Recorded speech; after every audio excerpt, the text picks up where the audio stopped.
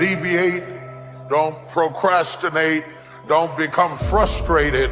All you have to do to win this battle is stay on track. There are moments that try the human soul so violently and so perplexing that if the truth were told, all of us have had moments that we wanted to throw up our hands and walk away. Everything you're going through is preparing you for what you ask God for. You just got to quit tripping while you're in the process, because the process is necessary. You may not see it now, but when he gets you on the other side of it, you're going to see exactly why it went that way. And you're going to be okay with it. But quit tripping during the process. Discouragement can creep in secretly, hide behind clothes, makeup, hairdos. Discouragement is so bold that it will even hide behind a smile. It will always ride to work with you, and if it doesn't catch a ride going to work, it'll catch a ride on the way back home. If you listen at discouragement, it will cause you to make bad decisions. It will cause you to think that life is not worth living, and secretly behind the facade of a smile and a good morning and a praise the Lord and a how are you, you will wonder if you're ever going to get out of what you're into. Oh Lord, why me? You ain't the only one. Oh Lord, why me? You ain't the only one. Oh Lord, why I lose my job? You ain't the only one unemployed. Oh Lord, why he leave me? You ain't the first chick got left. This might not even be your last time getting left. Pull yourself together and quit tripping, cause you in the process. Could it be possible that God have allowed you to face and confront certain things so that he could use you to be a blessing in somebody else's life? Could it be possible that your destiny incorporates the place of your agony? That God wants to use you in the very area that you have had the greatest pain and the greatest turmoil? Could it be possible that the passion that is necessary to be effective is derived from a personal malady that gave you the deep well? I've noticed that anybody I've ever met who was greatly anointed and had a deep well through which they were able to change lives, they also had a deep experience, which was the catalyst to give them the motivation to drive over all the obstacles that would deter you from destiny and give you the power to, as I like to say, take a licking and keep on ticking, because you are driven by more than finances, more than money. You are driven by a personal experience and an encounter with God. God is processing you. He ain't through with you. If he was through with you, you would not wake up in the morning. He gonna fix it. Everything is wrong. First of all, let me tell you this right here. Why are you tripping? I look back on my life and all that I've been through. So the stuff I'm currently going through, I have built up enough reservoir that living in the car taught me that this ain't it. So the things I'm going through now, I know this ain't it. That he gonna come get me in a minute. So all I gotta do is sit tight. I ain't in a bad place. Now I ain't where I wanna be, but the spot I'm in is better than where I was. I ain't homeless. So what I'm going through right now, y'all don't know, I got some challenges. People think when you get famous or rich that your problems is over. Oh, they got a whole new set of them for you. They got some stuff you ain't seen. Biggie wrote a song saying one time, more money, more problems. I gotta tell you something, that boy wasn't never lying. But I'll tell you the truth right now. The problems I got right now, I'll take it. The problems I had when I was homeless, I don't want it. You've gone through the mess. You've been through the test and the trials and the pain and the ostracization and the criticisms and the heartache and the dilemma or the divorce or the confusion or the mental chaos or the emotional mayhem that is necessary to make you an expert. You graduated from the School of Hard Knocks. When you come from a place like that, you have power like you would not believe. You have power to withstand obstacles. You are not easily deterred. discouraged. You don't fall back.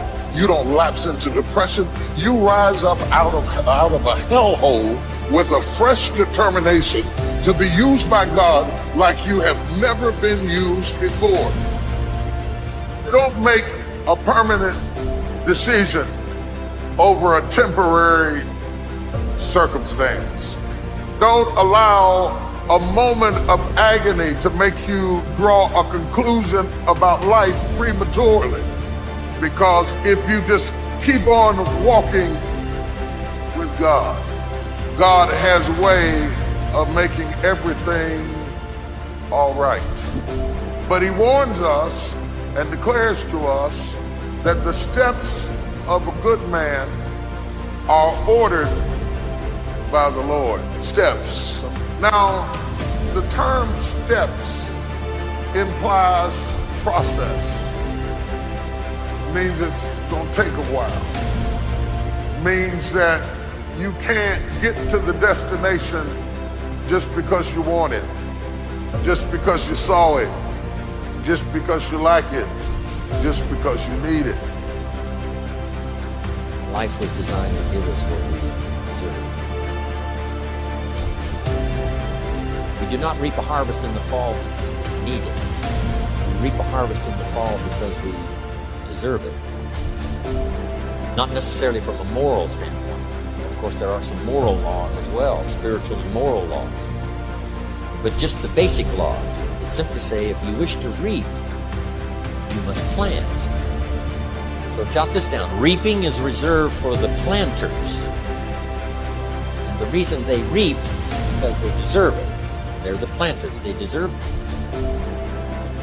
Interesting Bible phrase that says, if you keep knocking, you'll find open doors. Good phrase to jot down. If you keep knocking, you'll find open doors. Doors of opportunity. Doors of a chance to meet someone. Doors open for association. Doors open to find someone special. Doors open to find a unique business colleague. If you keep knocking, doors of opportunity are open to those who continually knock. So we don't find open doors of opportunity because we need them. Only those who knock deserve to find a door. The promise is, if you continually knock, you find a door. It says, if you search, you will find. In fact, we are often tormented by vision. We are tormented by vision. It's a painful thing to be a visionary, because a visionary sees what shall be and wakes up to deal with what is. Sometimes a visionary cries out on the inside and says, God, don't even show me what shall be. Because every time I shout and dance over what you showed me, I go home to a harsh and painful, bleak, dark reality. And the fact that I am torn between what shall be and what is creates agony in my life. The Bible said hope deferred makes the heart sick. Oh, and now I'm not happy doing what I used to be happy doing because I'm tormented by what shall be. I want to hasten my process so that I can get to an expected end. But that cannot be done. Because a blessing given too soon is not a blessing at all. I could give my son the car keys now, tell him to go to the store. But had I given it to him when he was 5, it would not have been a blessing at all. Same car, same son, given too soon. He can't handle it. The car can handle it. The road can handle it. I can give it to him, but he can't handle it. So would I be a good father if I gave him a good thing too soon? Sometimes my goodness is proven by my ability to say not yet. If we get what is ours too soon, we cannot handle it. I remember Mother Teresa saying something that really grabbed me. She said, just when I thought I had a handle on life, the handle broke. that the same thing that should make us praise the Father will drive us away from the Father if we get it too soon. My prayer has always been, Lord, don't give me more than I can handle. You know when to bless me. You know how to bless me. You know when I'm ready to be blessed. Teach me patience with the process. Go through the process. God has ordered the steps. It helps me to understand that I am not wandering aimlessly, that I'm not just moving on my own, that there is a course, and that I can't graduate till I make it, that there is a path for me to trot, that God isn't making this thing up as he goes. I prayed to abort the process. I prayed to speed it up. I prayed to get out of things that he wanted me to stay into. I prayed that I wouldn't have to endure some things that he wanted me to endure. I was working on the destination, but he was working on me. And sometimes he made me wait. He made me slow down and said, no, you skipped that step. Go back. Because all of these are tools that I'm using to work on you. I'm not preparing the blessing for you. I'm preparing you for the blessing. The blessing is already prepared. Oh my God. The blessing is already prepared. Eyes have not seen, ears have not heard, neither have entered into the heart of man the things that God has prepared for them that love it. Did you know your blessing is already ready? That it's already in place, that God isn't fixing it up right now. It's already done. That the work doesn't have to be applied to where you're going. The work has to be applied to you so that when you get where you're going, you can handle what you gotta handle. And so God, help me preach the steps, the steps, the steps. Touch three people and say, the steps, the steps, the steps. It is my sickness that makes my healing. It is my poverty that illuminates my prosperity, makes me appreciate where I am right now. You don't notice good health till you've been sick. You don't even notice it. You don't even understand the words that are coming out of my mouth until you have been sick. You will never thank God for feeling good until you felt bad. You'll never thank God for your back, for your neck, for your head, for your kidneys, for your liver until it's been challenged. But after a while, you start thanking God for crazy stuff. Thank you, because I can see this morning. Praise him on the steps. Don't wait till you get to the stage.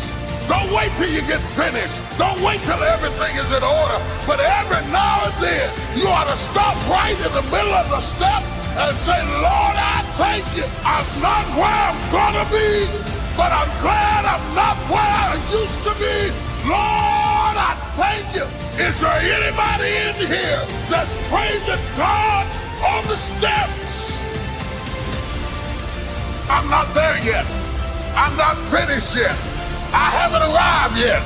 But when you see me praising God, I'm praising him on the steps. Somebody praise him on the steps. The journey about life and understanding what the true process is in life is understanding that you have to go through certain circumstances to get to a certain level in your life. Now, many people do not have the patience to go through this process, but you have to have the ability to trust the process instead of rushing the process. How much patience do you really have on your journey? Now, I'm not gonna lie to you, we all go through these changes, but we want that now. We want that right now. We need it at that moment. Maybe you have to pay a bill. Maybe you need that job that you've been working for so long trying to get it, but yet it hasn't happened yet.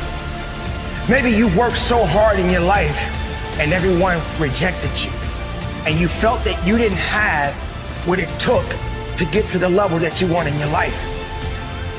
This is the process that I'm talking about. This is the process that you and I all in this world have to understand, that we have to go through something to get to that level in life. So you got to go through it to get to it.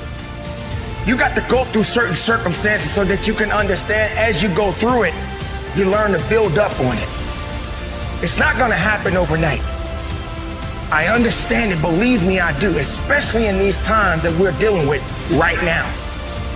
Many people are losing their homes, jobs, even certain people are going through certain family breakups. But even then, you have to have the patience and the fortitude to try to get back in line. We have to get past negativity. We have to get past doubt. And we have to understand that there's more to us than we could ever imagine. You have to trust the process. You have to believe in the process. You have to be strong in the process and realize that it's going to take a little time. Now, time does move on, and things just don't happen overnight. The beauty about the process is that you're learning something. You're learning about yourself. You're learning how to go through certain things. And you're learning how to build up instead of tear down. Does it stress you out that you're not where you want to be? I can understand that. I've been there. I go through it day in and day out. And you will probably go through it as well. None of us are vulnerable to this. We are human beings, and human beings sometimes act on emotions. But you have to harness your emotions. You have to understand that you got to go through something to get to the level that you want in your life.